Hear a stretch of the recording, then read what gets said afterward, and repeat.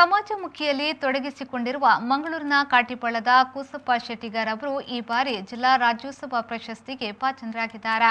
ಹಲವಾರು ಸಮಾಜಮುಖಿ ಕಾರ್ಯದಲ್ಲಿ ತೊಡಗಿಸಿಕೊಂಡಿರುವ ಹಿನ್ನೆಲೆಯಲ್ಲಿ ಸಚಿವ ಎಸ್ ಅಂಗಾರ ಅವರು ನೆಹರು ಮೈದಾನದಲ್ಲಿ ಪ್ರಶಸ್ತಿಯನ್ನ ಪ್ರದಾನ ಮಾಡಿದರು. ಈಗಾಗಲೇ ಸುಮಾರು 918ಕ್ಕೂ ಅಧಿಕ ಶವದಾನ ಮಾಡುವ ಮೂಲಕ ಉತ್ತಮ ಕಾರ್ಯದಲ್ಲಿ ತೊಡಗಿಸಿಕೊಂಡಿದ್ದಾರೆ.